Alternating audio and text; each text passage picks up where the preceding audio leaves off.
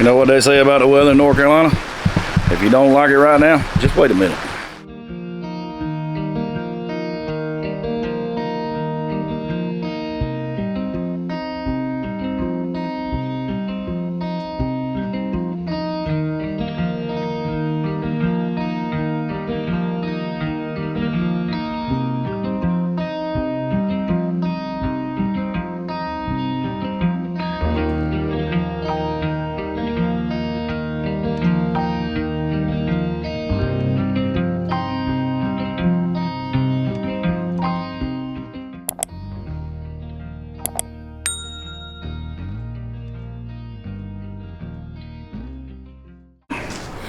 Good morning, guys. Welcome back to Lick Branch Farm. Today is February the 16th, Sunday, February the 16th. And you can tell it's another cloudy. It's not cool today. It's humid. It's sticky. 60 degrees. And the wind's blowing incredibly hard, so we're going to be working inside today. And today's video, we are going to be preparing for the first planting of hydroponic tomatoes here in this tunnel. Now, we went through and cleaned everything out of here. All the plants that was in here during the last video, all of this stuff over here, what the grow rack was, all of that has been moved into the hydroponic house, and everything looks great. Everything's doing good in there, but we needed a room so we could start prepping for tomatoes. And the condensation is awful in here this morning because of the humidity. So I'm gonna be drowning here before too much longer, because I gotta get up in this ceiling to hook up these down rods to support these cross members, so when we put these slide rods on top, it doesn't start bowing everything, it starts sagging everything. So I'm going to hook the first three up for now, just to get the video going, and then we'll get started on, you know, what the lumber's for, what the bricks are for, and what we're going to do down the middle of the tunnel. All right, guys, kind of explain what I'm doing here. I got this pipe cut, just, it should be close, but anyway, I'm using these couplings here, and I get these from Farmer's Friend. They're for 1 3/8 top rail. And you can see the process there. Basically, this can be kind of any length. You need it to be as long as you don't go past that screw hole.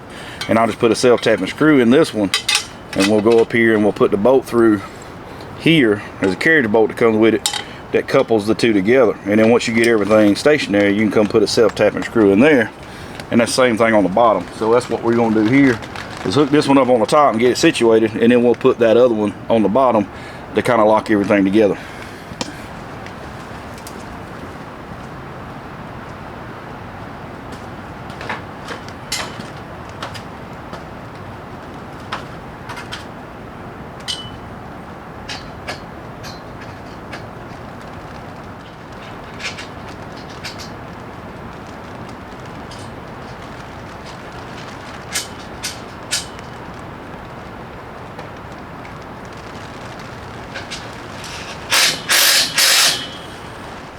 So we got the bracing up, went through and I put all these clips. I still got a few screws to put in, but I mean, this gets us to where we don't have to worry about climbing up and down on ladders while we have grow bags in place and possibly damaging those. So yeah, this is the 2 runs for the trellising that we're going to use for these tomatoes. Now they're not set. I've got to put the grow bags in here and go ahead and set everything up here, and then I can adjust where I want to put the trellis rods, and I still got to trim them, but for the most part they're there. I'm gonna go through in the centers, and I'm gonna tie some stainless steel cable to these and kind of support these to the bows at the top, and that'll finish it off. So we got to get the center row done, you know, right, perfect, not offset one way or the other, so it makes for even spacing on both sides when we get ready to do everything else. I've got another planting of red rounds that will be coming out here probably in another 2 weeks, and I don't know. I mean, we're looking at the weather right now, and this coming Friday, like I said, today's Sunday, it's coming Friday night, it's supposed to get down to 18 degrees, so we definitely don't want to put these tomatoes in here just yet. They're in that tunnel over there. They're in, you know, they're okay. I can still move them somewhere else if I need to protect them. 18 degrees is tough on tomato plants, and then that heater over yonder, I mean, it's a 200,000 BTU, so it'll keep it warm, but I'm still gonna have to put some frost blankets and, you know, some extra protection on top of them to keep them from getting bit back.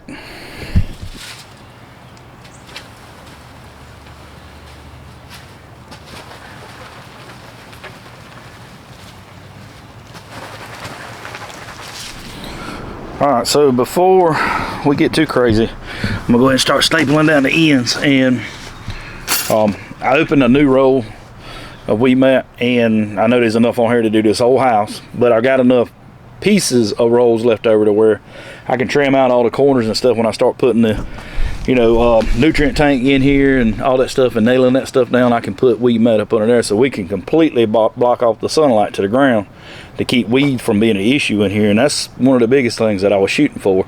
Low maintenance, easy to clean, presentable, it looks good, easy to work on. You can crawl around on it on your knees, don't have to worry about it bothering you. So I'm gonna staple it down at the entrance for now, just to hold it when I pull it tight on the other end to straighten everything up. But yeah, this won't take but a minute.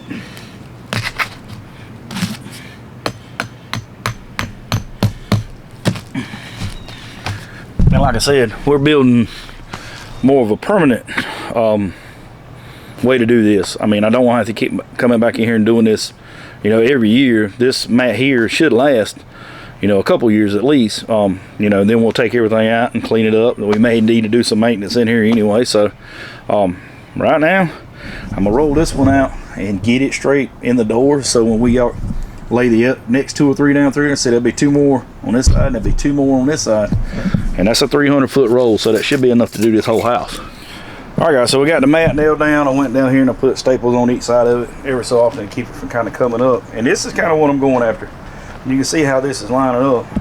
I still need to move these bricks here out a little bit, but yeah, and we're going to put the grow bags on top of these down through here, and looking, I'm splitting that yellow line on this side. This is 4-foot weed mat, and splitting that yellow line there, it looks like it's 2 foot on center, every bit of it, and that should be a gracious plenty. That's what I would plant them out in the field, and then that would give me at least a decent walkway to get down through here before I had another set, and then another set on side of that.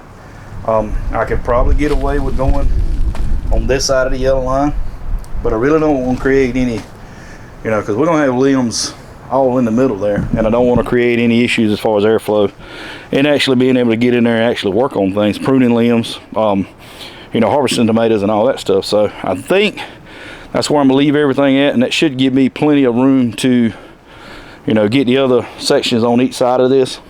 I'm liking it so far, and I'm gonna get on down through here and put a few more in, and then give you another shot of what it looks like when we get a pretty good bit of it done, and then we'll get ready to put some grow bags in here and see what it looks like with that on it.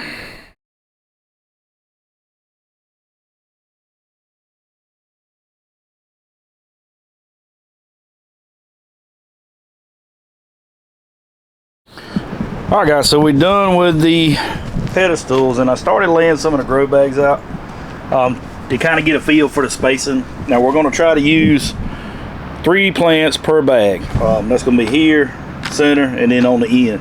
I got to get the distance between this one and this one figured out, so I know exactly how far the bags are got to be spaced apart. So it is going to wind up being 10 bags, and in between each one I got some 2x4s, and I'm going to wind up screwing down to these boards, so when I run the irrigation I can run it down the middle and kind of keep it tight, because there's some emitters that I got to put in that irrigation line, and I don't want everything sagging and kind of out of place and possibly drooping and pulling one out, and so I want to make it neat. I want to do it right, so I'm gonna go ahead and get the other 10 bags put on that side, and then we'll try to space everything out, not perfectly, but we'll get it close. That way we can run the irrigation down the middle and possibly get the emitters put on today.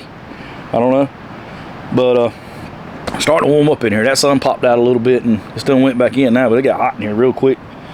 But we're gonna try to get the irrigation part of it done today, and then hopefully sometime this week I can go ahead and get the water line hooked to it and go ahead and start blowing these bags up before I cut the holes, so I know exactly where I'm going to cut them, and I can center everything up and nothing looks kind of out of place, and we don't have leaks and all that. I know I got to cut slits in the bottom of this every so often just to let some water out, but I need to get them blowed up where they need to be at first to get them situated before I do that. I don't want to cut them in the wrong spot and then possibly leak all of it out. But so let's get the other 10 bags in here.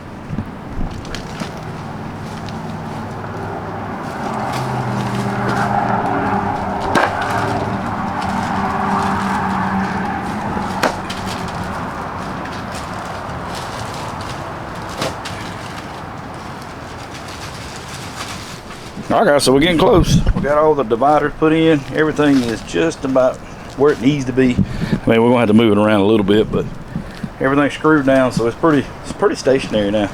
And we still got 20 bags on there, 10 on each run. And really all we got left is to run the irrigation line. So what I'm using is 3/4 inch pipe. And I don't know what a lot of people use, but I'm gonna show you the method that I use to put my fittings on. And basically it's just a regular water line fit. Let's see if I can set this camera down. Show you guys how simple this is. So you can buy these fittings here, they're super cheap. And the most expensive part of this is the tool we use to crimp it with, really. Put that in there. Grab hold of that like that. Squeeze really good. Close that up. That's it. That's all it takes. So what I'm gonna do is unroll this 3/4 inch all the way to the end and then unroll it back. Get it in the center, and I got some U-clips that we're gonna clip this to, and I'm gonna cut it off like right in here. So I can run the plumbing for all of these all the way back to the tank, and won't have to do anything. But when I get these other rows ready, just splice into the line and hook it in, and then it'll be ready to go. So once we get that done, really all we've got to do is put the drip spikes with these pressure compensating valves in, this check valve, and then every plant will get one of these in it. So we got to go through and poke holes in the line and put it in relative where the plant is going to go, just so we can take the spike and stick it down into the grow cube, and that's where the irrigation will come in. So I'm gonna get off of here and I'm gonna get up here and find this punch so I can go ahead and get these guys installed. But be on the lookout for a video in the middle of the week. There's a lot of content that I got to put out, and doing one video a week is just not cutting it. I'm gonna have to get to where I put out at least a couple a week to catch up. But be on the lookout for the next video, because we will be finishing this up, getting ready to plant tomatoes. Like I said, the end of the week, we've got an 18 degree night coming. So I don't think we're gonna be planting them this week, maybe next week. So we'll be finishing this up and moving on to the next thing, which will be getting this tunnel next to me finished up, because I got cucumbers that need to go out. I really got a lot of stuff to do on it, but it'll go pretty quick. Really just tying everything together and getting ready to put plastic on that. But I've got to do that before I can actually start planting outside. And I got beets and onions and all that stuff that's coming. Woo, that wind's still blowing hard. I got beets and onions and all that stuff coming. Swiss chard that needs to go out. And it's all going to happen at one time, guys. Boom, and it's going to be there. But I need to get the plastic on this tunnel before I plant this row, because I'll be stomped all over everything that I put out there. All right, guys, so like I said before, if you are not subscribed to our channel, please reach over here in the right hand corner and click that subscribe button and click the bell notification so you get notified every time we put out a video. And if you like this kind of content, make sure you hit the like button. And as always, guys, we appreciate you stopping by. We thank you for watching, and we'll see you on the next one.